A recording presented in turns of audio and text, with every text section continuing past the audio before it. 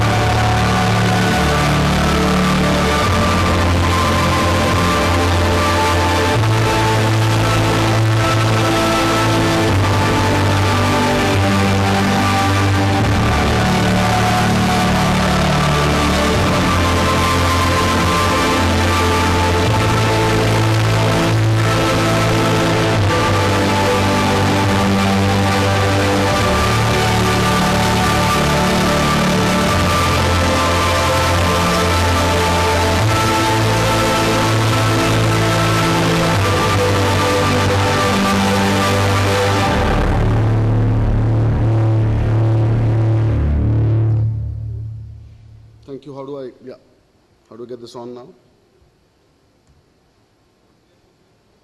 Yep. So thank you. I realized we're between my presentation and lunch.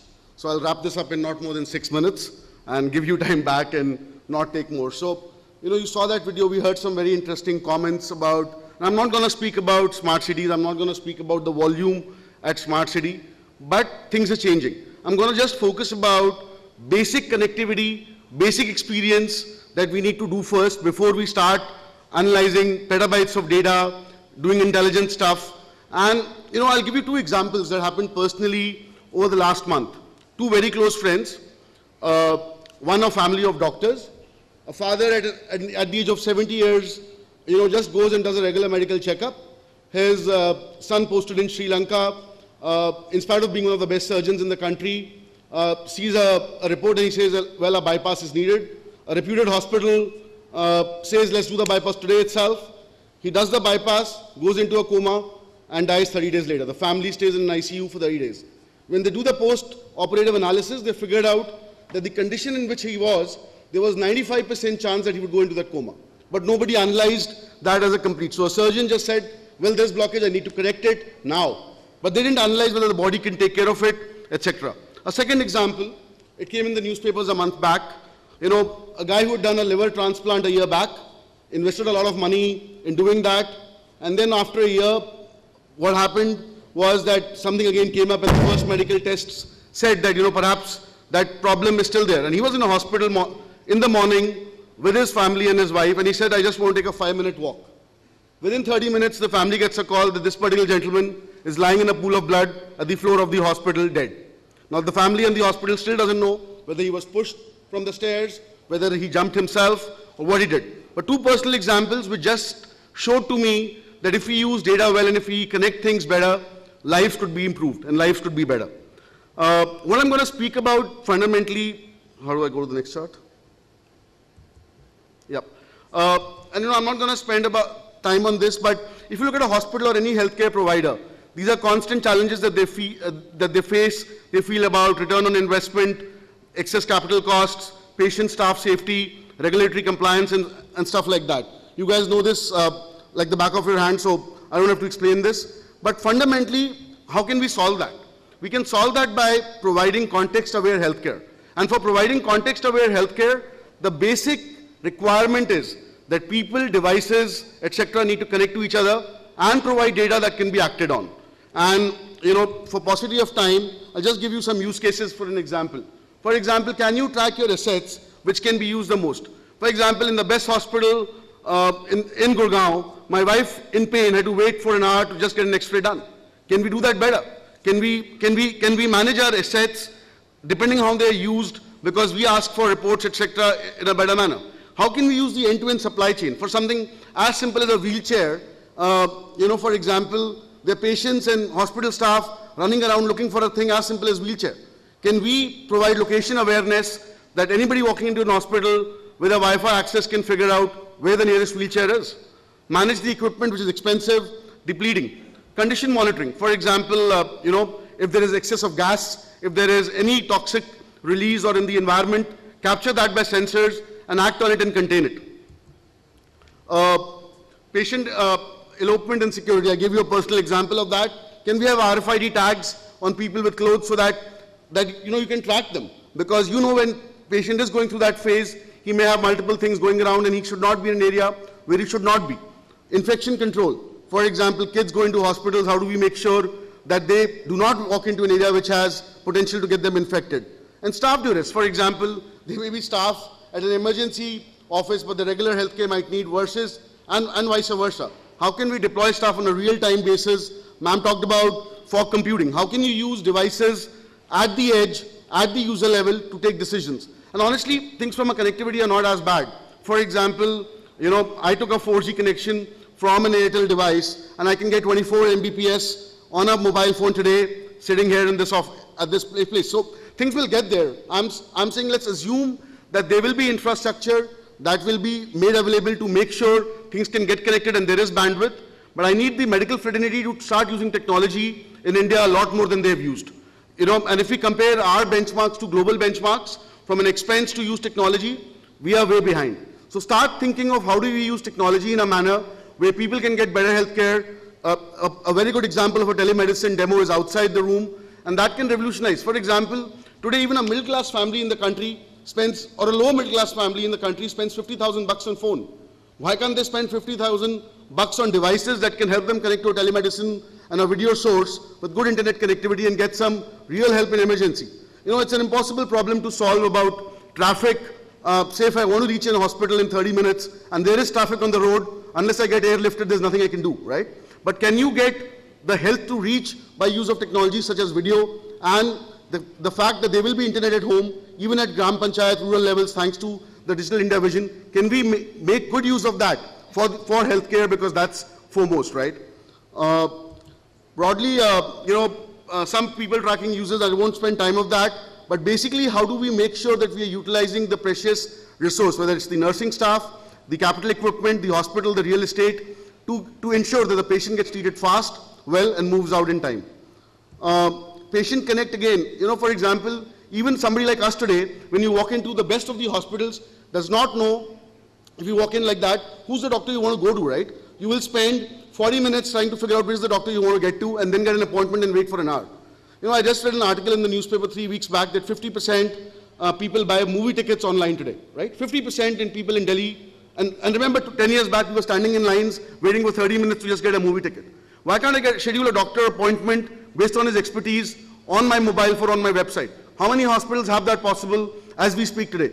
So there are lots to do in doing basic stuff, and then we can get to the bigger things about using data in a manner that can change lives and that can impact. So I'll give you back time. I'm done, and thank you. Thank you for listening, and have a great day. Thank you so much.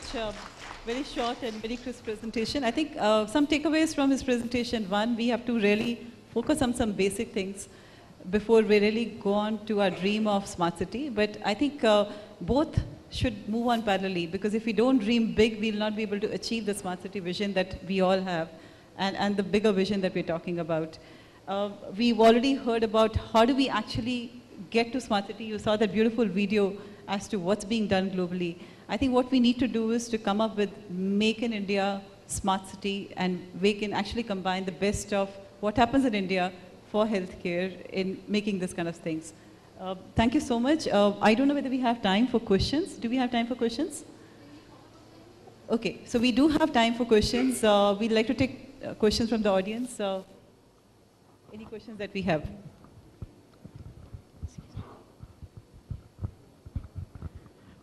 Thank you for a wonderful session. I represent a company called iPatient Care. We are a US-based electronic health record practice management system vendor. And if we are going to allow so much of private participation in creation of smart cities, can you throw some lights on any framework or at least policy making priorities which might be going on in terms of patients' privacy, security, as we talked about, and interoperability standards? Because without that, it's very difficult to evolve a patient-centric healthcare. Would you want to take it or?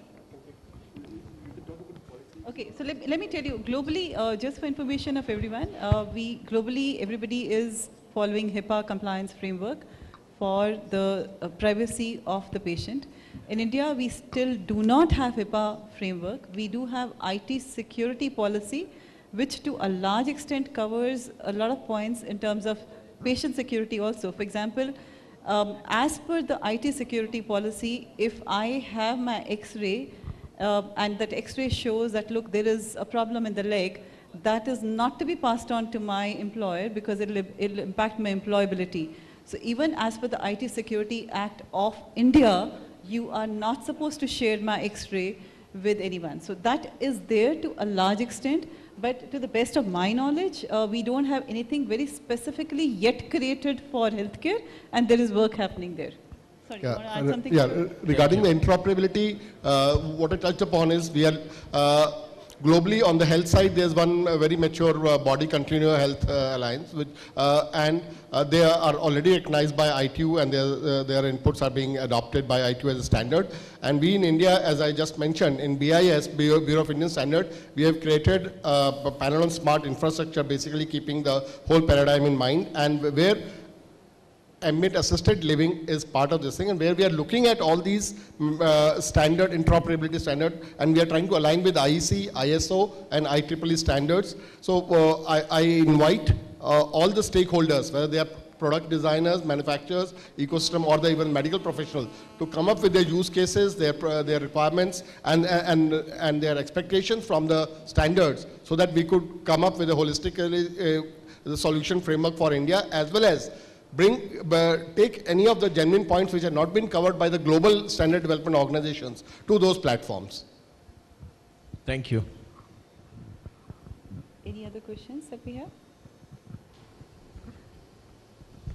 Looks like everybody is hungry, so we should actually break for lunch. Yeah. Thank you so much. We were actually trying to take you through what's going to happen in the future in terms of smart cities. But if you have any questions, all the panelists are going to be there for the lunch, and you can actually interact personally. Thank you so much. Thank you so much, all the panel members, for having such an enlightening discussion. We would request you to stay back for a photograph, and others may proceed for delicious lunch waiting outside. Thank you. We will be back by 2:15 and proceeding with the session 4.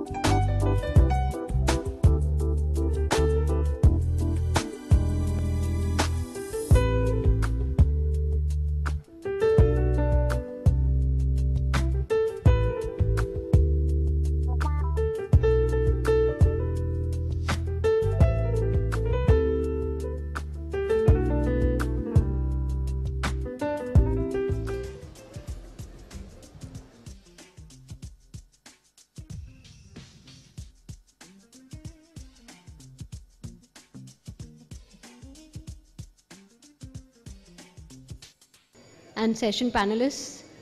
We now commence with session 4 for the day on chronic disease management, home and healthcare, and health information technology. We request the session chair, Surgeon Rear Admiral V.K. Singh, Director, Asia Simpler Healthcare, over the dais. Absolutely, sir. Thank you. We also request panelists, Mr. Sudarshan Jain, Managing Director, Abbott Healthcare, Ms. Nidhi Saxena, Founders Doctor, Mr. J.P. Davedi, Chief Information Officer, Rajiv Gandhi Cancer Institute and Research Center, Mr. Karthik Tirupati, CEO, Napier Healthcare, Mr. Saurav Panda, Board of Director and co-founder at Sparsh Nephro, to kindly take to the dais and begin with our session 4 on chronic disease management, home and healthcare with respect to health information and technology. Thank you.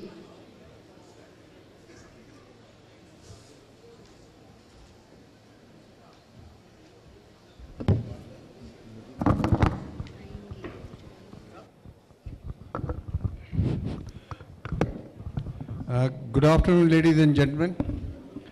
This is a very interesting session, and I know after a heavy lunch probably you will be half listening to it. There are 3 components. One is chronic disease. This is one of late has taken a lot of interest in public and in the government. Second part is how to cut down the cost, improve the quality, and use technology. The second part is domiciliary care or home care.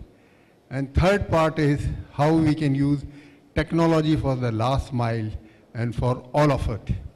It's very easy to say somewhere in the auditorium of a 5-star hotel, but really, if you really go on the ground, because we have done some pilot at the primary healthcare level in Gujarat, and we find things are different. As Mr. Tewatia was mentioning, I really liked his comment that how much is internet you would be having which you can use is very easy to say so. Notwithstanding, I would like to say that chronic disease is 62 million people in India are diabetic. and 79.4 million people will become diabetic in 2030. 1/4 in a rural area. So there are hosts of things which are happening. Now if you really see on a smartphone, I have written a book which is published in US in month of March on health innovation. And that's the time we did a lot of research for 2 years. 79,000 applications are on this smartphone related to with health. Something on wellness, something on calories, something on this. Now the US is concerned that it cannot go on. So they said you have to have a license if you want to bring anything in future. Present one, they are screening and they have screened 15,000 applications already. So they will do so in next 1 year. So we would have this kind of a things which were coming up, but are they really benefiting the population, community at large? Is it affordable? Whatever wearable you may say. Yes, there are few things which has come, like glucose strip or glucometers. There is a lot of innovations done in India, which is called Indovation. World Economic Forum has accepted the terminology which reverse innovations, disruptive innovation, I'm not going into detail, which is already being accepted by the world over, and Western countries more interested in reduction of cost and not looking for the volume. So even they are looking at us. Now China has said if innovation has come, we have done a lot. So they have put up to World Economic Forum, there should be Chinovation also. Well, could be, I'm not gaming in politics,